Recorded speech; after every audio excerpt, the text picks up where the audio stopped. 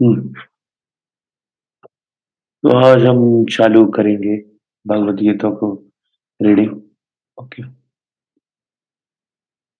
ठीक है। तो आज अपन यही चालू करेंगे, ठीक है। तो चालू करते हैं फर्स्ट चैप्टर से। ठीक है। तो जैसे कि मतलब मैं हमेशा से भगवद गीता पढ़ना चाह रहा था, ठीक है, but because of lack of motivation पढ़ नहीं रहा था। तो मैंने सोचा चलो एक एक रफ़ वैसे ही यूट्यूब चैनल बना देते हैं और उसपे एक कहीं न कहीं अपनी ड्यूटी बना देते हैं कि डेली एक वीडियो डालनी है भगवद गीता की रीडिंग पे। इस पे मैं आगे भगवद गीता खत्म होने के बाद और भी चीज़ें रीड करूँगा। बट अभी के लिए तो अपन भगवद गीता ही रीड करेंगे। ठीक है?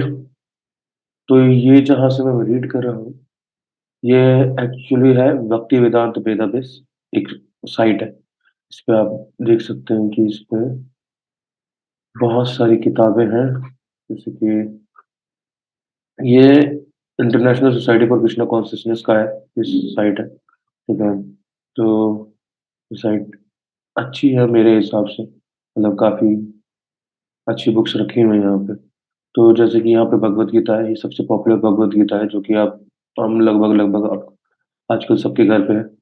ये लिखा गया है हिज डिवाइन ग्रेस इस भक्तिवेदांत स्वामी प्रभुपाद के द्वारा। ओके। और उसके बाद ये मैंने सोचा है कि श्रीमद् भागवतम भी पढ़ूँगा जिसमें भागवत पुराण भी कहते हैं जिसे, ठीक है? बट अभी तो मैं भगवद गीता पे फ़ोकस कर रहा हूँ। पर मैं कोई गारंटी नहीं दे सकता कि मैं श्रीमद् भागवतम पढ़ूँगा ही पढ़ूँगा, क्योंकि बहुत बड़ी बुक है। यहाँ पढ़ूँगा बट इस चैनल पे पढ़ूँगा ये ज़रूरी नहीं, ठीक है? खैर चालू करते हैं भगवद गीता की रीडिंग। खैर अभी तो मैं अकेले चालू कर रहा हूँ, मे बी देखो फ्यूचर में कोई साथ में भी जॉइन करे, ठीक है? बट अकेले भी ठीक है, एन्जॉय कर सकते हैं अकेले भी, ठीक है? तो पहला चैप्टर चालू करते हैं। पढ़ने को आप लोग अगर पढ़ना चाहते हैं तो खुद इंट्रोडक्शन और प्रीफेस पढ़ सकते हैं। हालाँकि मैंने काफ़ी बार ट्राई किया है पढ़ने का, तो मैं हर बार ये यही प्रीफेस इंट्रोडक्शन से पढ़ के फिर सेकंड और थर्ड चैप्टर तक पहुँच जाता था। बट इससे क्या होता था कि फिर कहीं न कहीं तो फिर ब्रेक कर देता। तो मैंने कहीं न कहीं प्रीफेस और इंट्रोडक्शन बहुत बार पढ़ा है। तो मैं चैप्टर 1 से ही चालू करूँगा, ठीक है? तो चैप्टर 1 का पहला श्लोक में अब देखिए पहला श्लोक है तो मैं सोच रहा हूँ कि संस्कृत पढ़ ही लेते हैं। हालाँकि मैं संस्कृत उतना अच्छे से जानता तो नहीं, बट ये श्लोक मुझे याद है, तो इसकी संस्कृत मुझे पता है। तो धृतराष्ट्र उवाच तरं चैत्रे कुरुक्षेत्रे संवेतायुयुत्सवः मामकाः पाण्डवाश्चैव किं कुर्वन् संजय। ठीक है? हालाँकि हम लोगों में मेरे को तो ये संस्कृत आती नहीं ज़्यादा, तो मैं इनके ट्रांसलेशन पे फ़ेथ रख के मैं आगे पढ़ता हूँ। तो Dhritarashtra said, "O Sanjaya, after my sons and the sons of Pandu assembled in the place of pilgrimage at the Kurukshetra, desiring to fight, what did they do?" Okay, ठीक है, यहाँ पे धृतराष्ट्र पूछ रहे हैं संजय से। संजय शायद उनके असिस्टेंट है, शायद क्या उनके असिस्टेंट ही है एक हिसाब से। ठीक है, उनसे पूछ रहे हैं कि after my sons and the sons of Pandu, ठीक है। यहाँ पे देखने की बात ये है कि उन्होंने my sons and the sons of Pandu ये 2 अलग-अलग वर्ड कर दिए, उन्होंने अपने सन और मेरा पराया वाली बात कर दी है। तो ये थोड़ा इंटरेस्टिंग है, अगर देखा जाए, जहाँ तक हमें महाभारत पता है, तो उसमें पांडु की डेथ हो गई थी और सारी ज़िम्मेदारी कहीं न कहीं बच्चों की अ, धृतराष्ट्र पे ही आ गई थी। बट स्टिल वो अभी भी अपने बच्चों और पांडु के बच्चों में डिस्टिंग्विश कर रहे हैं। तो ये थोड़ा गौर करने वाली बात है। खैर इससे आगे बढ़ते हैं। O Sanjay, after my sons and the sons of Pandu assembled in the place of pilgrimage at Kurukshetra. Pilgrimage की प्लेस, कुरुक्षेत्र को पिल्ग्रिमेज बोला गया है, ठीक है?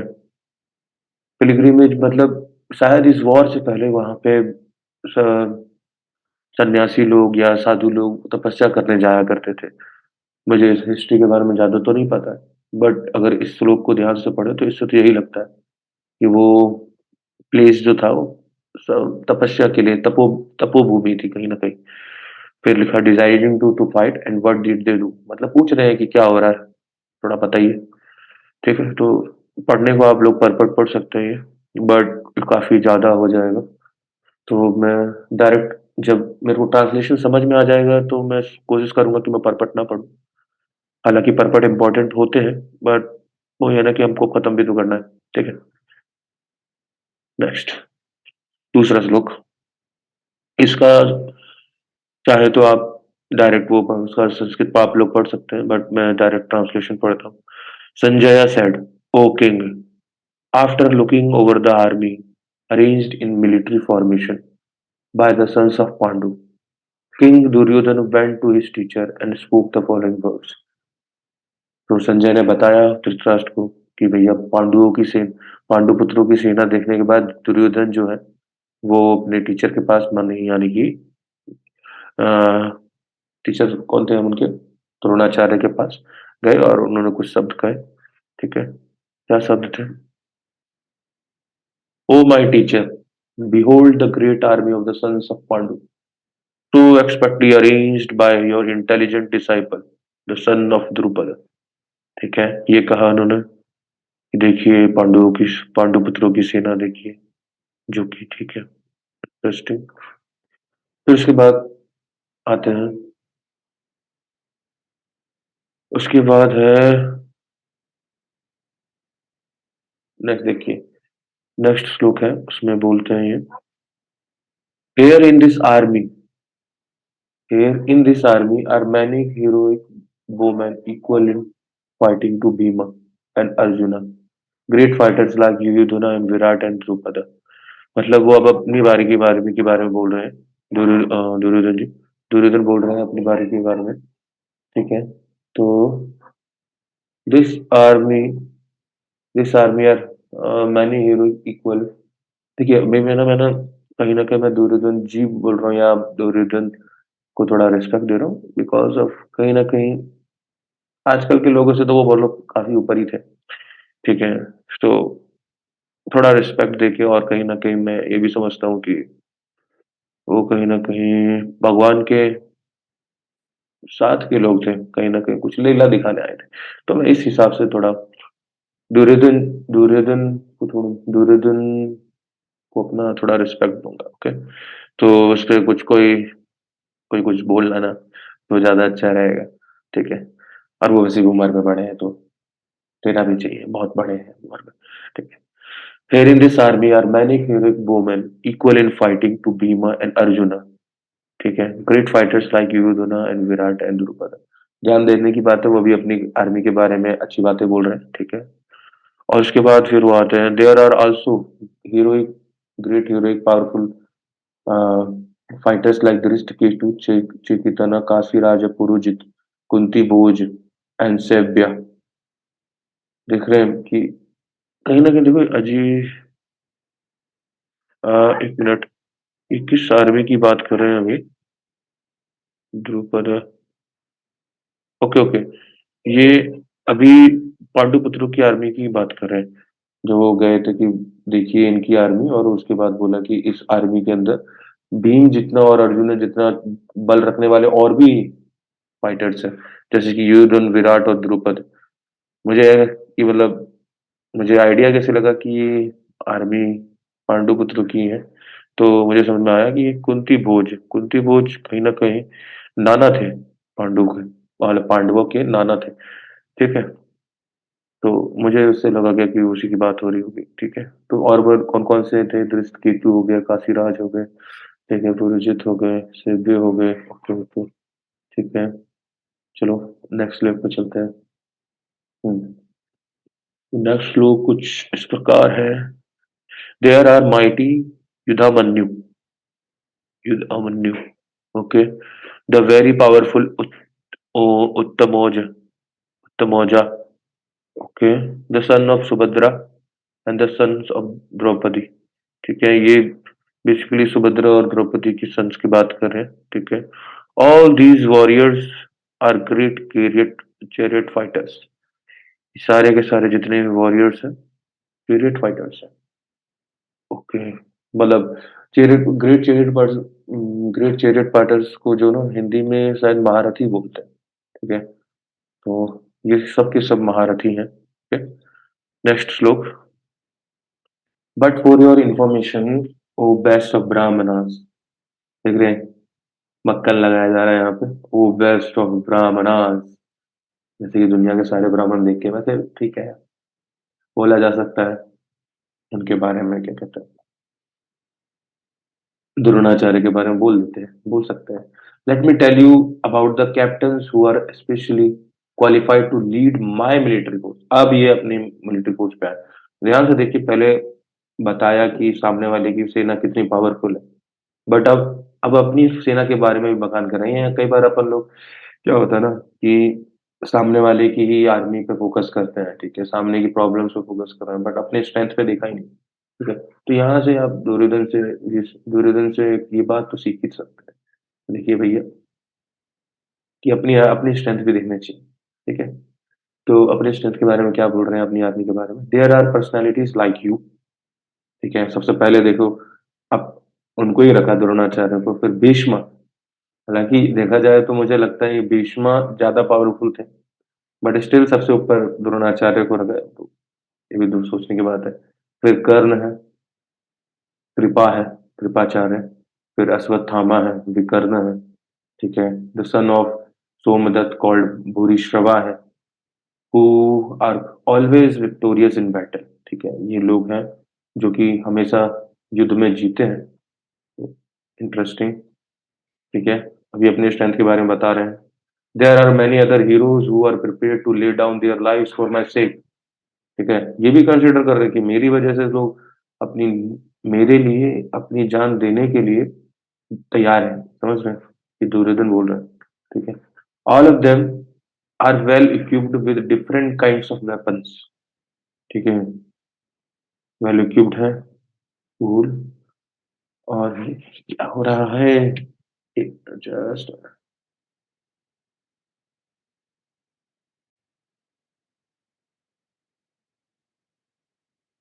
सॉरी सॉरी, थोड़ा इंपॉर्टेंट कॉल आ गया था, ठीक है।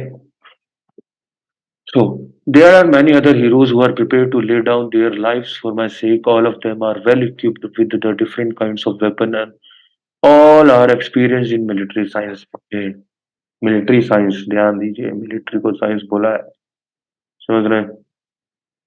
हल्का युद्ध कला को हम हल्के में कई बार ले लेते हैं, तो युद्ध भी एक कला है, साइंस भी। ओके, अब आते हैं नेक्स्ट श्लोक पे। Our strength is immeasurable and we are perfectly protected by grandfather Bhishma. देख रहे हैं यहाँ पे भीष्म जी की कितनी बड़ी बात बोल दी कि वो है तो हम प्रोटेक्टेड हैं। Whereas the strength of Pandavas carefully protected by Bhim is limited. कहीं ना कहीं भीम को उन्होंने कम आंक लिया है, देख रहे हैं? और एंड में दुर्योधन की मौत भी भीम के द्वारा ही होती है, ठीक है। ओके, चलो आगे बढ़ते हैं, ये तो सिंपल था।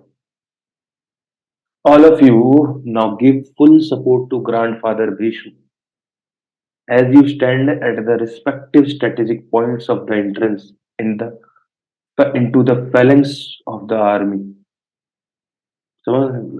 पहले क्या किया उन्होंने, जब वो तारीफ कर रहे थे तो सबसे पहले भीम का मतलब उन्हें द्रोणाचार्य का नाम ऊपर लिया था, ठीक है। बट अभी देखो यहाँ पे एक हिसाब से उनको पहले तारीफ करके उनको ऊपर चढ़ा के उसके बाद मतलब उसके बाद बोल रहे हैं कि सपोर्ट करिए भीष्म जी का, समझ रहे हैं? मतलब कितना चालाक बुद्धि है वो। मतलब ऐसा समझिए कि ये डिप्लोमेसी है basically.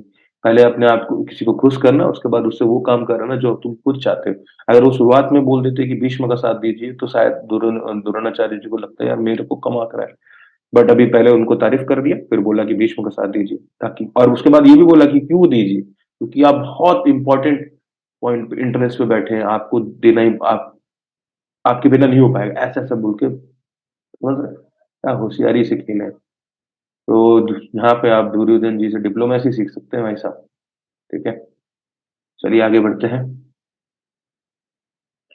Then Bhishma, the great valiant grandsire of the Kuru dynasty, मतलब क्या मतलब भीष्म जी को भीष्मदेव जी को कुरु डायनेस्टी का क्या कहते हैं शिरोमणि कहा गया है। ठीक है। The grandfather of the fighters, सबके फाइट ग्रैंडफादर ही है बेसिकली वो। Blew his conchshell very loudly, अपने शंख को बहुत तेज बजाते हैं। Making a sound like roar of a lion, बिल्कुल ऐसा साउंड आता है जैसे कि एक शेर दहाड़ रहा हो। गिविंग दुर्योधन जॉय, और ये सुन के दुर्योधन का मन बहुत आनंदित हो जाता है। ठीक है, आगे बढ़ते हैं। After that the consul drums, bugles, trumpets and horns were all suddenly sounded। फिर उसके बाद बहुत लोगों के शंख बजने लगते हैं, ड्रम्स बजने लगते हैं, बगल्स बजने लगते हैं, ट्रम्पेट्स बजने लगते हैं, हॉर्न्स बजने लगते हैं। ठीक है। द कंबाइंड साउंड वाज टुमुल्टुअस, मतलब सोच सकते हैं कि मतलब उस कुरुक्षेत्र के मतलब युद्ध भूमि में बहुत सारे लोग सेना थे, मतलब सैनिक थे और लोग थे, योद्धा थे। उन सभी ने बजाया होगा ये सब चीजें, तो क्या आवाज आ रही होगी, बिल्कुल आसमान को हिला देने वाली आवाज होगी, वो सुनाई दे रही थी उस वक्त। ठीक है। और सोचो उस वक्त उतनी आवाज में भी एक अर्जुन है जो थोड़ा सा कहीं ना कहीं घबराया हुआ है, जो कि हम आगे पढ़ेंगे। ठीक है। तो on the other side both lord Krishna and Arjun stationed on a great chariot, माने रथ, drawn by the white horses, घोड़े बिल्कुल व्हाइट हैं, sounded their transcendental concepts. Transcendental मतलब दिव्य। ओके, दिव्य शंख बजाए अपने। ठीक है। भगवान की चीजें दिव्य ही होती हैं। तो जो कृष्ण का जो शंख था, लॉर्ड कृष्ण, मतलब भगवान कृष्ण का जो शंख था उनके बारे में, Lord Krishna blue his consul called Panchajanya. ठीक है। उन्होंने अपना कॉन्सल जो है, मतलब जो उनका शंख का नाम है पंचजन्य है जी भाई। क्या है उनके श्लोक का नाम? पंचजन्य। और अर्जुन के श्लोक जो शंख का नाम है वो देवदत्त है। ठीक है। समझ गए? और Bhim the voracious eater and the performer of Herculean task blew his blew his terrific consonant, मतलब दिल दहला देने वाली आवाज निकालने वाला शंख बजाया, जिसका नाम है पौंद्र। आप याद रख सकते हैं कि किसके किसके शंख का नाम क्या था। हालांकि भगवान कृष्ण के शंख का नाम तो सबको पता ही होना चाहिए, जो कि है पांचजन्य। अर्जुन के शंख का नाम था देवदत्त और इनके भीम के शंख का नाम था पौंद्र। ओके, याद रहेगा आप तो। चलिए। King Yudhishthira the son of Kunti blew his conch Anant Vijay. ठीक है। युधिष्ठिर ने अपना अनंत विजय बजाया। नकुल ने बजाया सुघोष एंड सहदेव ने बजाया मणि पुष्पक। ठीक है। इनके शंख का नाम है। The great Archer, the king of Kashi, the great fighter Shikhandi, Shikhandi भी थे युद्ध में, शुरुआत से ही थे। ठीक है। Dhrishtadyumna, Virat the unconquerable Satyaki, Drupad the sons of Draupadi and others who king such as the mighty armed son of Subhadra, Abhimanyu की बात हो रही है। All blue their respective concert, सबने अपना अपना शंख बजाया। ठीक है। मतलब समझ रहे, अब आगे बढ़ते हैं। ठीक है। The blowing of these different concerts become uproarious, मतलब दिल दहला देने वाली आवाज आ रही थी। Vibrating both in the sky and the earth and on the earth, मतलब जमीन आसमान दोनों को हिला रही थी आवाज। It shattered the hearts of the sons of Dhritarashtra, जब पांडवों की शंख बजी तो कहीं ना कहीं जितने भी धृतराष्ट्र के पुत्र थे उनके दिल में डर सा बैठ गया होगा। मतलब क्या, मतलब बहुत पावरफुल शंख बजा रहे थे ना उधर से, तो डर तो बैठेगा ही। ये था।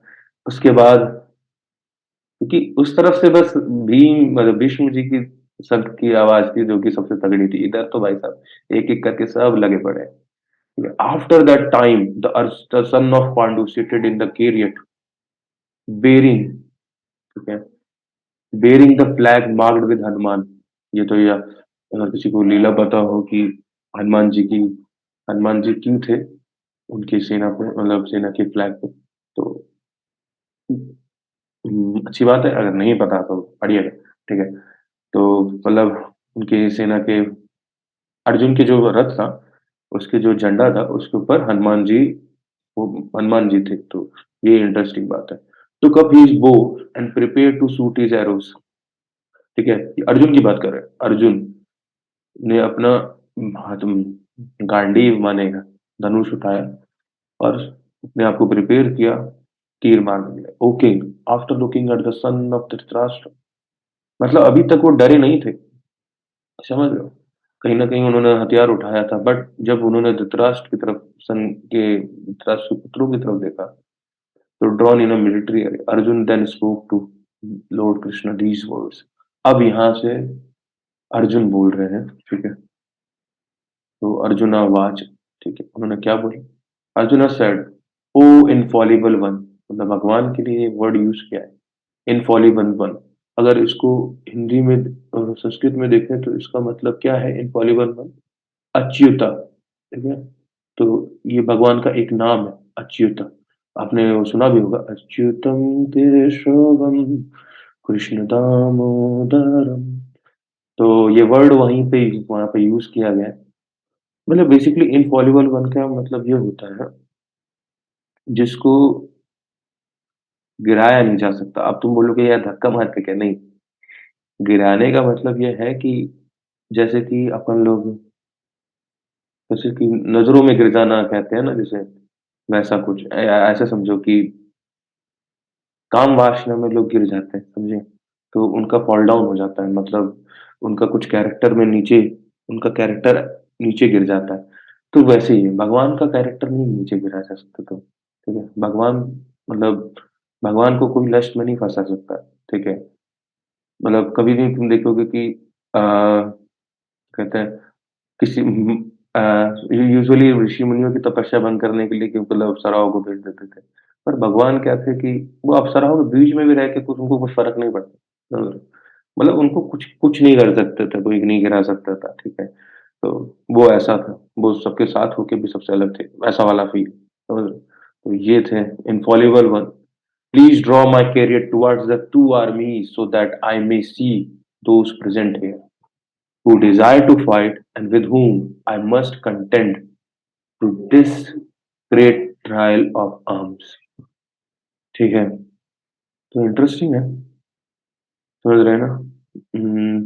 इनफॉलिबल में उन्होंने बोला कि अपने रथ को दोनों आर्मी के बीच में चले जाएं, सो that I may see these present here, मतलब उनको देखूं जो जो प्रेजेंट है वहाँ, हु डिजायर टू फाइट, जो युद्ध करने की इच्छा रखते हैं, and with whom I must contend to this contend in this great trial of arms, और जिनसे मुझे लड़ाई करनी ही होगी युद्ध इस युद्ध में, ओके? फिर आते हैं, let me see those who have come here to fight, wishing to please the evil minded son of Dhritarashtra. ठीक है, उनको देखने दो जो यहाँ पे मुझसे लड़ने आए हैं, या हमारी सेना से लड़ने आए हैं और लड़ाई करने आए हैं। और किसको प्लीज करना चाहते हैं? धृतराष्ट्र को, मतलब धृतराष्ट्र के इविल माइंडेड सन को। यहाँ पे सन बोला है, सन्स नहीं बोला है, तो ऑब्वियसली यहाँ पे इसकी बात हो रही है, ऑब्वियसली दुर्योधन की बात हो रही है, ठीक? अब आते हैं आगे, यह है 24वां श्लोक। Sanjay said, O descendant of Bharat, having thus have been addressed by Arjuna, Lord Krishna drew up the fine chariot in the midst of the armies of both parties।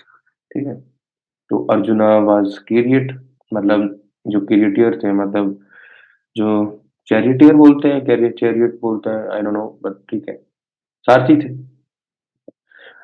और जो कृष्णा थे वो अर्जुन के रथ के सारथी थे। उन्होंने अपना रथ हाँका और ठीक सेनाओं के बीच में लाके खड़ा कर दिया। ठीक है, उसके बाद क्या होता है देखते हैं। ठीक है, next page. In the presence of in the presence of Bhishma, Drona, and all other chieftains of the world, the Lord said, just behold, Partha, all the crews assembled here। समझ रहे हैं? सबके भीष्म, द्रोणा, इन सबके चीफ्टेंस माने सेना नायक, चीफ्टेंस। देखो इंग्लिश यहाँ पे संस्कृत से पता चल जाएगा ना, चीफ्स। महीचितम नहीं पता चला। ठीक है, सेना नायकों को ये बीच में लाकर खड़ा किया और उनसे फिर कहा भगवान ने, जस्ट बिहोल्ड, देखो पार्थ। पार्थ अ, एक्चुअली पार्थ जो है ना, ये वर्ड पृथा से आया है, ठीक है? अब बोलोगे तुम पृथा कौन है? तो एक्चुअली पृथा जो है, वो कुंती महारानी का दूसरा नाम है, ठीक है? कुंती महारानी कौन? जो कि अर्जुन की माँ है। तो पुराने ज़माने में लोगों को उनकी माँओं के नाम से बुलाया जाता था। ये इंटरेस्टिंग बात है देखिए, सोचने की बात है। आजकल लोग कहीं न कहीं बोलते हैं फेमिनिस्ट सोसाइटी है, ठीक है? मतलब सॉरी मैस्कुलिन पैट्रियार्कल सोसाइटी है, ठीक है? बट ध्यान से देखें तो ये बहुत 5000 साल पुरानी बात है और उस टाइम पर कहीं न कहीं हम लोग अ, योद्धाओं को, हम लोगों को उनकी माँओं के नाम से बुलाते थे। जैसे कि यहाँ पे अर्जुन बोल रहे हैं, पार्थ बोल रहे हैं, ठीक है? उनको फिर और किसी को बोलते हैं तो कृष्णा को कहते हैं, यशोदा नंदन बोल देते हैं या देवकी नंदन बोल देते हैं। देखिए, नंद नंदन भी बोलते हैं बट फेमस जो है यशोदा नंदन और देवकी नंदन फेमस है। आप देखोगे और किसी का नाम अंजनी पुत्र, ठीक है? समझ रहे हैं? पवन पुत्र बोल रहे हैं बट अंजनी पुत्र बहुत फेमस है, आप जानते हैं इसको, ठीक है? अब पार्वती पुत्र, ठीक है? ये सब नाम है, आप ध्यान देंगे तो। इनके इन माँओं के नाम पे इनको बुलाया जाता है, तो ये इंटरेस्टिंग बात है, बहुत ध्यान देने वाली बात है, ठीक है? हम लोग बस कहीं न कहीं एलिगेशंस लगा सकते हैं कि वैदिक कल्चर में भी कहीं न कहीं पैट्रियार्की थी, पर ऐसा नहीं है, तुम देख सकते हैं। हम लोग यह देख सकते हैं कि ऐसा नहीं था, ठीक है? तो ये एग्ज़ाम्पल ठीक, तो just behold Partha, all the Kurus assembled here. Okay, interesting. ठीक है, देखिए भगवान कितने ग्रेवनेस से बोल रहे हैं, just behold Partha, all the Kurus assembled here. हुँ, अब आगे बढ़ते हैं। There Arjuna could see within the midst of the armies of both parties, his fathers, grandfathers, teachers, maternal uncles, brothers, sons, grandsons, friends, and also his father-in-law and well-wisher. ठीक है? अब अर्जुना दोनों तरफ देख रहे हैं बेसिकली, दोनों आर्मी की तरफ देख रहे हैं। तो वहाँ पे देख रहे हैं, अपने लोग देख रहे हैं, अपने रिश्तेदारों को देख रहे हैं, भाई, बेटे, पुत्र मतलब पोते, दोस्त, चाचा, मामा, इवन समझ रहे हैं? फादर फिगर्स लाइक, ठीक है? फादर फिगर्स को देख रहे हैं, अपने गुरु को देख रहे हैं, द्रोणाचार्य को। ये सब देखकर अब सोचिए ना आप, अर्जुन की स्तुति सोचिए कि वो हमारी तरह नहीं थे, मतलब सेल्फिश नहीं थे। वो पर्सन वो उनके लिए कहीं न कहीं आजकल के ज़माने में लोग सेल्फिश हैं कि यार हाँ यार, एक युद्ध युद्ध जीत के मैं पूरा वर्ल्ड जीत लूँगा, तो हाँ, मटेरियल पोज़ेशन के पीछे भागेंगे। बट एक व्यक्ति है जो कि बहुत उसने कभी मटेरियल पोज़ेशन के पीछे भागा भी नहीं, बचपन से ही वो थोड़ा गरीबी मतलब वैसे टाइप में रहे, मतलब समझ रहे हैं? एक तो उस टाइम पे ये भी था ना कि गुरुकुल कल्चर था, तो कहीं न कहीं उनको मटेरियल पोज़ेशन से दूर रखा जाता था। तो वो लोग उतना क्रेव नहीं करते थे। तो एक वो सी पर्सनैलिटी थी वो, ठीक है?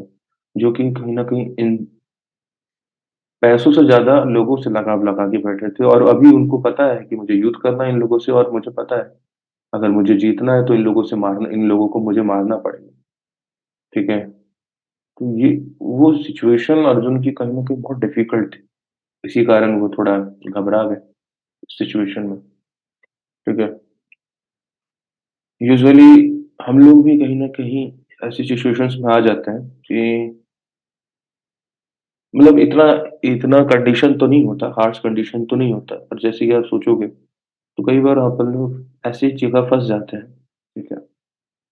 अ, जैसे कि हम किसी रिलेशनशिप में फँसे हैं, मतलब फ्रेंडशिप भी हो सकती है और किसी टाइप की भी, और वो कहीं न कहीं टॉक्सिक टॉक्सिक बनता जा रहा है। बट हम जस्ट बिकॉज़ उसको हर्ट नहीं करना चाहते, हम वहाँ रह रहे हैं और वो हमें भी दिक्कत दे रहा है, ठीक है? और वो और टॉक्सिक होता जा रहा है और वो उसके लिए भी गुड नहीं है, कहीं न कहीं, ठीक है? तो इस टाइम पे हम लोगों को समझना चाहिए कि ये नहीं कि मैं उसको हर्ट करूँगा या नहीं करूँगा, ज़्यादातर ये सोचना चाहिए कि अगर क्या सही है, मुझे वो करना चाहिए जो सही है, ठीक है?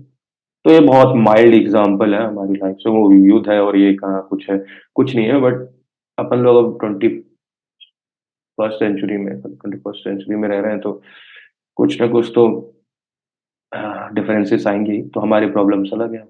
बट हम सीख तो सकते ही हैं अभी भी इससे, ठीक है? तो यहाँ से हम ये समझ सकते हैं अर्जुन की कंडीशंस सोचने का प्रयास करिए। उसके बाद क्या उसके बाद क्या हुआ कि उन्होंने बोला when the son of Kunti Arjun saw all these different grades of friends मतलब रिलेटिव्स देखिए ग्रेड्स ऑफ फ्रेंड मतलब वैरायटी ऑफ फ्रेंड्स होता है ना कि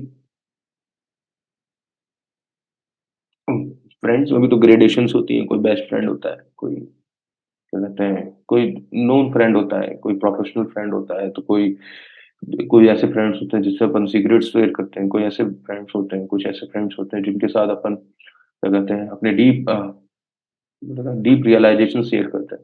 कुछ ऐसे फ्रेंड्स करते हैं जिसके साथ अपन क्या कहते हैं वैसी बातें करते हैं, डीप वर्ड्स, डीप वाली बातें करते हैं। तो ये काफ़ी इंटरेस्टिंग सबके अलग-अलग हैं और सबका कुछ ना कुछ इम्पोर्टेंस है। ठीक है? तो इसी को देख कर वो थोड़ा ओवरवेल्म हो गए कंपैशन के साथ कि कल को मैं इन लोगों को मारूँगा, ठीक है? तो कंपैशन दया भावना उनके हृदय में आ गया, ठीक है? और थोड़ा दुःख हो रहा था उन्हें कि इन लोगों को मुझे लड़ना है, ठीक है? और अजीब बात ये है कि लड़ना नहीं चाह रहे थे, स्टिल वो लोगों ने लड़ाई एक्सेप्ट करी।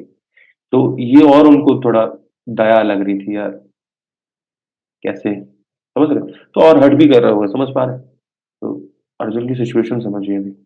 हालाँकि मैं ये नहीं कह रहा कि अर्जुन बन जाइए अभी, मतलब इस सिचुएशन वाले अर्जुन बनने की कोई ज़रूरत नहीं है। वो तो हम आगे देखेंगे कि कृष्णा क्या बोलते हैं इस बारे में। बट समझिए अभी अर्जुन को समझिए सबसे पहले, ठीक है? उसके बाद आते हैं आगे नेक्स्ट श्लोक पे। तो अर्जुन अब कहते हैं अर्जुन उवाच Arjun said, "My dear Krishna, seeing my friends and relatives present before me in such a fighting spirit, I feel the limbs of my body quivering and my mouth drying up." समझ रहे हैं मतलब वो फ़ील करिए, आप सोचिए, वो बोल रहे हैं कृष्णा अपने दोस्तों और क्या कहते हैं अपने रिलेटिव्स को देखकर इतने युद्ध की इच्छा रखने वाले इच्छा देखकर मेरा कहीं न कहीं मेरे हाथ काँप रहे हैं, ठीक है? मेरे मेरे हाथ काँप रहे हैं, मेरे पाँव काँप रहे हैं, लिम्स का मतलब हाथ-पाँव होता है। हाथ काँप रहे हैं और मेरे मुँह सूख रहा है और ऑब्वियस सी बात है आप सोचो कि आपकी फैमिली है, वो आपको मारना चाहती है, समझ रहे हैं? आपकी फैमिली वो आपको मारना चाहती है, ठीक है? तो आपको कैसा फ़ील होगा? कुछ वैसा ही फ़ील हो रहा होगा। आपके सामने खड़े हैं वो मारने की इच्छा से, ठीक है?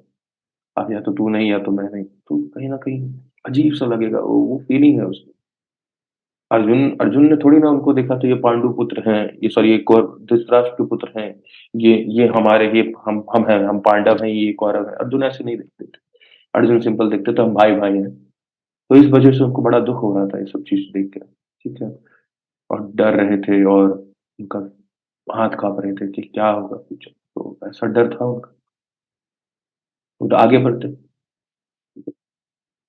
तो my whole body is trembling, my hair is standing on end, my bow Gandiv my bow Gandiv अच्छा अर्जुन के जो इस पे आगे बात my bow Gandiv is slipping from my hand and my skin is burning ठीक है?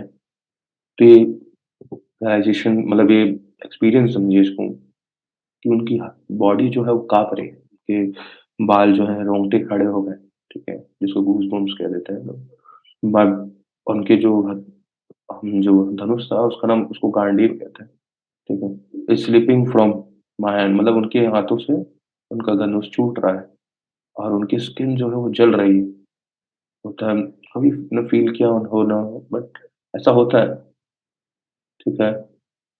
तो वो ऐसा फ़ील कर रहे हैं, समझिए इस बात को। फिर उसके बाद आते हैं, I am now unable to stand here any longer Arjun और कह रहे हैं, I am forgetting myself and my mind is reeling, ठीक है? I only see cause of misfortune, oh Krishna, killer of the Keshi demon, ठीक है?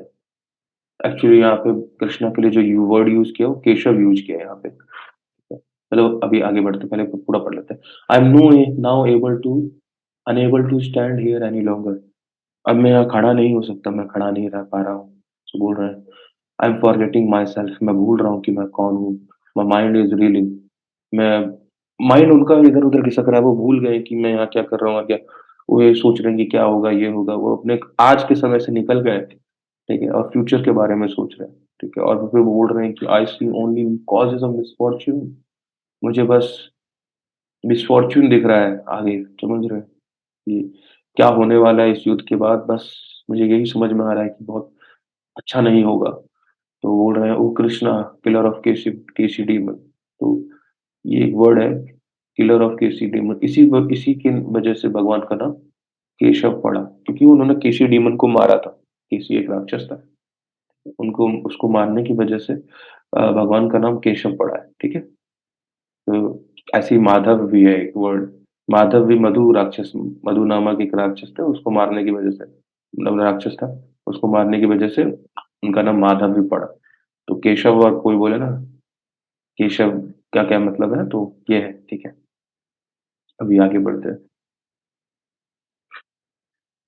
तो ये आए यहाँ पर, यहाँ देखिए नेक्स्ट श्लोक है, I do not see how any good can come from killing my own Kingsman in this battle, nor I nor can I, my dear Krishna, desire any subsequent victory, kingdom or happiness। मतलब अब वो कह रहे हैं कि मुझे नहीं समझ में आ रहा है कि इस युद्ध से मुझे क्या मिलेगा? क्या क्या अच्छा मिलेगा? मुझे कुछ अच्छा नहीं समझ में आ रहा, मुझे नहीं समझ में आ रहा कि मतलब मेरे डिज़ायर्स हैं कि ये विक्ट्री और ये किंगडम और हैप्पीनेस चाहिए मुझे, समझ रहे हैं? वो कैसे मिलेगा उनको? नहीं, कोई मुझे नहीं मिलेगा, समझ रहे हो? तो ये कह रहे हैं कि कोई हैप्पीनेस नहीं मिलेगा मुझे, समझ रहे हो? इस युद्ध के बाद मेरे को कोई हैप्पीनेस नहीं मिलेगा, मुझे नहीं समझ में आ रहा है ये युद्ध मुझको क्या देगा? ये बस मुझे दुःख ही तो देगा, ये वैसा बोल रहे हैं, ठीक है? उसके बाद अर्जुन बोलते हैं, और ये थोड़ा बड़ा हो गया, ठीक है, पढ़ते हैं, देखिए। ओ Govinda, of what avail to us are a kingdom, happiness, or even life itself, when all those for whom we may desire them are now arrayed on this battlefield। देखो, कि उन्होंने बोला कि इस युद्ध से मुझे क्या मिलेगा? एक युद्ध, एक राज्य मिलेगा, हैप्पीनेस मिलेगा, या लाइफ मिल जाएगी ज़्यादा से ज़्यादा, ठीक है। बट ये सब तो मुझे जिनके लिए चाहिए मुझे ये किंगडम, हैप्पीनेस और लाइफ, ठीक है, वो यहाँ पे युद्ध में खड़े हैं, लाइन कतारें लगाकर, उनकी मृत्यु भी हो जाएगी, समझ रहे हैं? तो मैं किसके लिए चाहिए मेरे को ये सब, समझ रहे हैं? तो फिर बोल रहे हैं, ओ Madhusudan, when teachers, fathers, sons, grandfathers, maternal uncles, father-in-law, grandsons, brother-in-law, and other relatives are ready to give up their lives and properties and are standing before me, why should I wish to kill them, even though they might otherwise kill me? समझ रहे हैं? मतलब बहुत कठिन condition है कि वो सिर्फ और सिर्फ सब प्रॉपर्टी के लिए मेरे से लड़ना चाह रहे हैं, तो अब मैं तो नहीं चाह रहा प्रॉपर्टी, तो वो मैं मैं उनको क्यों मारूँ? सबके सब मेरे ही हैं लोग हैं, मतलब समझ रहे हैं? इनके लिए ही मैं जीतना, मतलब इनके लिए मेरे को किंगडम चाहिए और वो मुझसे किंगडम चाह रहे हैं और मुझे मार के लेना चाह रहे हैं, ठीक है? तो मैं इनको क्यों मारूँ? मुझे मारने दो, ठीक समझ रहे हैं? वो किंगडम किनको, अर्जुन को किस लिए चाहिए? अपने सगे संबंधियों के लिए, और सगे संबंधी उनसे मार के किंगडम छीनना चाह रहे हैं, ठीक है? किंगडम पे अपना एकमात्र अधिकार बनाना चाह रहे हैं, तो मनाने देते ना, मेरे को मार के लेने देते। ठीक है, तो ये बोल रहे हैं अर्जुन, ठीक है। O maintainer of all living entities, interesting देखिए, O maintainer of all living entities, मतलब कृष्णा को बोल रहे हैं। हम लोग सब कई बार बोलते हैं कृष्णा, जो कृष्णा बस भगवान, मतलब ह्यूमन बीइंग थे, ऐसा तो नहीं है। मतलब अर्जुन मान रहे हैं भैया कि O maintainer of all living entities. अब तुम बोलोगे कि ये अंग्रेजी में कर दिया होगा, तो चलो देख लेते हैं थोड़ा, कहाँ लिखा है O maintainer of all living entities. आखिरी आखिरी में ही होगा। जनार्दन। हाँ, भगवान का एक नाम जनार्दन भी है, ठीक है? तो उसका मतलब ये होता है जन अर्दन। बिल्कुल, अगर तुम संधि विच्छेद करेंगे तो उसमें आ जाएगा जनार्दन का मतलब यही है, जन और अर्दन। मतलब जनों की, जितने भी जन हैं उनके मेंटेन करने वाले, तो जन भगवान का नाम जनार्दन भी है, ठीक है? I am not prepared to fight with them, even in exchange for the three worlds, let alone this earth। मतलब समझ रहे हैं? वो बोल रहे हैं, अर्जुन बोल रहे हैं कि मैं तीन तीनों लोगों के लिए भी नहीं लड़ूंगा इन लोगों से। ये अर्थ की तो अलग ही बात है, समझ रहे हैं? मैं सिर्फ अर्थ, फिर तो अलग अर्थ का तो छोड़ ही दीजिए, पृथ्वी पृथ्वी लोक को तो छोड़ ही दीजिए, मैं तीनों लोगों के लिए नहीं लड़ूंगा इन लोगों से, अपने सगी संबंधियों से। What pleasure will we derive from killing the sons of Dhritarashtra. मुझे क्या खुशी मिलेगी धृतराष्ट्र के पुत्र को मार के, समझ रहे हैं? मुझे कोई खुशी नहीं मिलेगी, सब बोल रहे हैं अर्जुन। अब आते हैं नेक्स्ट श्लोक पे। Sin will overcome us if we slay our aggressors। समझ रहे हैं? मतलब अपने ही अग्रजों को, मतलब अग्रेसर्स का अगर मीनिंग देखें तो शायद पूर्वज, पूर्वज मीनिंग होता है। हाँ, अग्रेसर का मतलब पूर्वज ही होता है। एक मिनट जस्ट देख लेता हूँ, जहाँ तक मुझे पता है अग्रेसर मीनिंग पूर्वज, आई गेस ये तो कुछ और ही होता है। आक्रामक लिख रहा है, अग्रेसर्स पूर्वज। हम्म,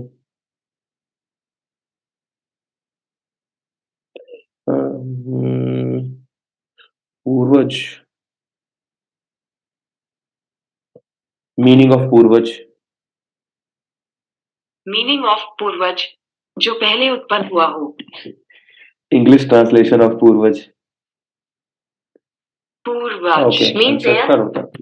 मतलब अग्रेसर को, फिर मेरे को मुझे लग रहा है कि जो मुझे मारना चाह रहा है, उसको मारकर मैं सिर्फ और सिर्फ पाप लूंगा। ये इंटरेस्टिंग है, सोचिए कि जो मुझे मारना चाह रहा है उसको भी अगर मैं मार दूं तो पाप लगेगा मुझे। ये अजीब है, ठीक है? सोचिए, मतलब उस टाइम पे हम लोग, मतलब उस टाइम की जो कल्चर था वो इस लिमिट तक था कि अगर कोई मुझे मारना चाहे तो मारने दो भाई, अहिंसा भी है, समझ रहे हैं?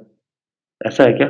नहीं, कुछ और होगा मीनिंग। चलिए कोई बात नहीं, आगे कभी समझ में आएगा तो समझेंगे इसको, ठीक है? तो therefore it is not proper for us to kill the sons of Dhritarashtra and our friends. मुझे लग रहा है वही मीनिंग है, ठीक है? ओह सॉरी, मैं ये सच भूल गया, सच पढ़ना भूल गया, ठीक है? कि अगर हमारे सगे संबंधी हमको मारना चाह रहा है और अगर हमको मार दें तो तब शायद पाप लगेगा। सच, इफ वी स्ले सच अग्रेसर्स, ऐसे लोगों को मैं मारूंगा, अपने मतलब ऐसे रिश्तेदारों को मैं मारूंगा, ठीक है? तो मुझे पाप लगेगा। वो यही कहना चाह रहे हैं कि ऐसे रिश्तेदारों को मुझे मारूंगा तो मेरे को पाप लगेगा, ठीक है? This is not proper for us to kill the sons of Dhritarashtra and our friends. ये अच्छा नहीं है कि हम अपने अपने दोस्तों और क्या कहते हैं, हमारे दोस्तों और क्या कहते हैं, अपने धृतराष्ट्र पुत्रों को मैं मारूँ, ठीक है? What should we gain O Krishna husband of the goddess of fortune. मतलब लक्ष्मी जी की बात कर रहे हैं, Lakshmipati. And how could we be happy by killing our own kinsmen. क्या मिलेगा? कोई खुशी नहीं है भैया, समझ रहे हैं? ये बोल रहे हैं अर्जुन कृष्णा को, ठीक है? इसके बाद बोलते हैं, O Janardan, although these men their hearts overtaken by greed see no fault in killing one's family or quarreling with friends, why should we? Who can see the crime in destroying a family engage in these acts of sin। बोल रहे हैं, "O Janardan", मतलब भगवान को नाम लेके हुए बोल रहे हैं, O Janardan, although these men, ये लोग जो हैं उनके जो हृदय है वो कहीं न कहीं लालच से भर गया है और इन लोगों को कुछ समझ नहीं आ रहा है कि अपने लोगों को, अपनी फैमिली को मारने में कितनी बुराई है, मतलब कितना बड़ा पाप कर रहे हैं वो लोग। पर हम हमें जो दिख रहा है, मतलब अर्जुन बोल रहे हैं, मुझे जो दिख रहा है कि ये बहुत बड़ा पाप है, तो मैं क्यों करूँ ये सब पाप? समझ रहे हैं? उनको तो नहीं दिख रहा है ना, दूसरी साइड को नहीं दिख रहा है कि पाप है भैया, पर मेरे को दिख रहा है। क्या करूँ मैं? क्यों करूँ पाप? समझ रहे हैं? तो ये अर्जुन बोल रहे हैं। क्या next, with the destruction of the dynasty, the entire internal family tradition is vanquished, and thus the rest of the family becomes involved in the irreligion. देखिए, कहीं न कहीं रिलीजन जो था, इन्होंने क्या बोला, एक डायनेस्टी, एक कुल का जब नाश होता है, तो जो भी ट्रेडिशंस थे हमेशा से आते चले जा रहे हैं, सब खत्म हो जाता है। और कहीं न कहीं उन ट्रेडिशंस के अंदर ही रिलीजन था, ठीक है? Thus the rest of the family becomes involved in irreligion, और वो कहीं न कहीं वही ट्रेडिशंस हमको बचाए हुए थी, रिलीजियस बनाई हुई थी। अगर वो ट्रेडिशंस गायब हो जाएँगे, तो जो भी बाकी जो फैमिली होगी, वो इर्रिलीजन में लग जाएगी। समझ रहे हैं? तो ये इंटरेस्टिंग बात है। जैसे कि यहाँ पे उन्होंने बोला है, remaining younger family members may develop religious habits and thereby lose their chance for spiritual salvation. Therefore, no purpose should the elder members of the family be slain. समझ रहे हैं? मतलब बहुत ज़रूरी होता था कि एल्डर मेंबर्स अपने को अपने जो रिलीजियस ट्रेडिशंस है, उसको पास ऑन करें, ठीक है? क्योंकि यही पर्पस था फैमिली ट्रेडिशंस का और इन सब का, डायनेस्टीज़ का, और वो हम लोगों का ना डिफीट कर दिया है, क्योंकि अब कोई भी फैमिली ट्रेडिशन पास नहीं करता, ठीक है? तो ऑलमोस्ट सब के सब इररिलीजियस इररिलीजियस एक्टिविटीज़ में लग गए हैं, हैबिट्स हैं हो गई हैं, कई लोग बहुत कुछ गलत करते हैं, ठीक है? उस पे हम बात कभी और करेंगे। पर ये बात है, ओके? हमने कहीं न फैमिली ट्रेडिशन से छोड़ ही दिया, और दूसरा कहीं न कहीं फैमिली ट्रेडिशन से अलग करने का जो जो मुझे रीज़न लगता है इंडिया में ख़ास तौर पे, वो कहीं न कहीं कोलोनियलिज़्म था। देखिए, हमारा कोलोनाइज़ेशन हुआ था, उन लोगों ने हमें अपने फैमिली ट्रेडिशन के ही, होता है ना कि तिरछी नज़र से देखने को मजबूर कर दिया। मतलब हमें हमारे ब्रेन वॉश ऐसे किया कि अब अपन अपनी फैमिली ट्रेडिशंस को ही वैसे देखता है, ये क्या है, ये पिछड़ा-विछड़ा, ठीक है? तो ये था। और आगे बढ़ते हैं। When irreligion is prominent in the family, ठीक है? अब देखो, अभी हमने देखा कि रिलिजियस हो जाएँगे, पर इर्रिलीजियस होने में दिक्कत क्या है? ठीक है? तो वो ये बोल रहे हैं, when irreligion is prominent in the family, O Krishna, the women of the family become polluted, ठीक है? अगर रिलिजन बन जाएगा, तो परिवार की जो लड़कियाँ हैं और औरतें हैं, वो पॉल्यूटेड हो जाएँगी, ठीक है? And from the degradation of the womanhood, polluted होने का मतलब देखिए, अभी समझिएगा ये, from the degradation of womanhood और descendant of comes unwanted progeny, ठीक है? अनचाहे बच्चे उत्पन्न होंगे, समझ रहे हैं? मतलब एक गलत तरीके से बच्चे पैदा होंगे कि विवाह से पहले सेक्स कर लिया, उसकी वजह से होता है ना कि बच्चे प्रेग्नेंट हो गए, तो ऐसे ऐसे तरीके से बच्चे पैदा होंगे। इट इज़ नॉट गुड, समझ रहे हैं? मतलब विदाउट मैच्योरिटी वो लोग ये सब करेंगे, तो ये दिक्कत होगी। अगर अपन लोग इर्रिलीजियस हो गए, मतलब रिलीजन हट जाता है, तो उसके बाद जो फैमिली कल्चर है, फैमिली है, उसके अंदर जो वुमेन्स हैं, वो लोग कहीं न कहीं पॉल्यूट होने लगेंगे, और जो यंग जनरेशन आएगी, वो धीरे-धीरे करके वो इन सब का महत्व गायब कर देगी, और वो वो अपने उस पे क्या कहते हैं, उस डिज़ायर्स पे काम करेंगे, ठीक है? जब ट्रेडिशंस होता है, तो वो कहीं न कहीं वो एक बाउंड्री बना के रखता है, ठीक है? पूरे फैमिली मेंबर्स को कि ये तुम्हारी लिमिट्स है, इससे ज़्यादा क्रॉस मत करो, ठीक है? बट जब वो बाउंड्री हटा दी जाएगी, तो ऑब्वियसली वो बाउंड्री वो बाउंड्री इसलिए नहीं था कि हमको उड़ने से मना कर रहे हैं, वैसा नहीं, नहीं, वो बाउंड्री इसलिए था, जो हमारे कल्चर जो हमारे प्रति बाउंड्री लगाता है, वो इसलिए था, ताकि हम लोग अपने माइंड के हिसाब से वर्क ना करें, समझ रहे हैं? होता है ना कि अपन लोग अपने माइंड के हिसाब से वर्क करते हैं, तो माइंड बहुत गलत-गलत चीज़ें भी करवा देता है, ठीक है? तो जब माइंड के हिसाब से वर्क करेंगे, तो बहुत गलत चीज़ें होंगी हमारे साथ, हम गलत गलत काम करेंगे, और उस गलत काम का गलत असर पड़ेगा हमारी बहुत चीज़ों पे, हमारी स्पिरिचुअल हेल्थ पे, हमारे मेंटल हेल्थ पे, हमारे फिजिकल हेल्थ पे। तो कहीं न कहीं फैमिली ट्रेडिशंस, कल्चर जो था, वो हमें, रिलीजन जो था, वो हमें बचाने के लिए था, ठीक है? एज़ अ ह्यूमन, क्योंकि मेंटल मेंटल नेचर, समझ रहे हैं? मेंटल नेचर, स्पिरिचुअल नेचर, ये सब कहीं न कहीं ह्यूमन की वो है ना, क्वालिटीज़ हैं। तो ये सब बचाने के लिए हमें ये रिलीजन और ट्रेडिशंस फॉलो करने पड़ते थे। समझ गए? नेक्स्ट पे आते हैं। देखिए नेक्स्ट जो है, an increase of unwanted population certainly causes hellish life both for the family and the for those who destroyed the family tradition। समझ रहे हैं? अनवांटेड प्रोजेनी होगी तो दिक्कत करेगी भाई फैमिलीज़ में, बहुत दिक्कत होगा। द एंसेस्टर्स और अनवांटेड प्रोजेनी के साथ इश्यू ये भी होता है ना कि फिर उनको एनवायरनमेंट वैसा मिलता है कि वो कहीं न कहीं एक मतलब अलग ही टाइप की पर्सनैलिटी बन जाते हैं, जो अनवांटेड बच्चे आए हैं, ठीक है?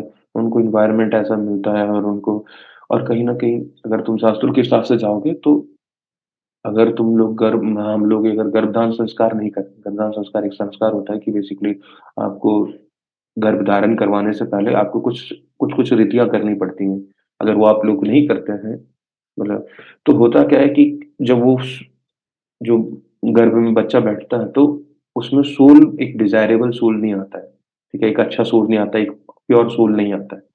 अगर हम लोग ऐसे ही अनडिज़ायरेबल तरीके से अगर प्रोजेनी उत्पन्न होगा तो उससे एक अनप्यूरिफाइड सोल आता है और वो अनप्यूरिफाइड सोल बाद में ग्रो होके अनप्योर पर्सन ही बनता है। और मतलब कहीं न कहीं उसके अंदर सिनिंग पर्सनैलिटी होती है, वो थोड़ा समझ रहे हो सिनर टाइप का बन जाता है। और सिनर टाइप का बनने से तुमको अब तुम लोग बोलोगे यार सिनर बनने में क्या दिक्कत है, आजकल तो सब सिनर है। बट सिनर के बनने में दिक्कत ये है कि यार सिंपल है यार, कीचड़ है उसको और कीचड़ करना ज़रूरी है क्या? ठीक है, समझ रहे हो? एक चीज़ गंदा है, उसको और गंदा करना ज़रूरी थोड़ी ना। ऑलरेडी वर्ल्ड गंदा है और गंदा करना चाहते हैं क्या? तो ये सब दिक्कत होती है। An increase in unwanted population certainly increase health life for both family के लिए भी और जिसने वो फैमिली ट्रेडिशन तोड़ा है उनके लिए भी। The ancestors of such corrupt families fall down और इसका असर एंसेस्टर्स पे भी पड़ता है, पूर्वजों पे भी, ठीक है? Because the performance for offering them food and water are entirely stopped. कभी आपने अपने घर में देखा होगा कि कुछ अच्छा बनता है तो माँ या मेरे घर में तो होता है, मुझे नहीं पता आप लोगों के घर में होता है कि नहीं? कि माँ जब भी कुछ अच्छा बनता है तो मेरी माँ एक कटोरे में वो चीज़ ले लेती है और पानी बगल में रख दे वो रख के और एक जगह रख देती है। अब बेसिकली हाथ जोड़ के वो कहीं न कहीं एंसेस्टर्स को ऑफ़र करती है। ये मेरे घर में अभी भी होता है।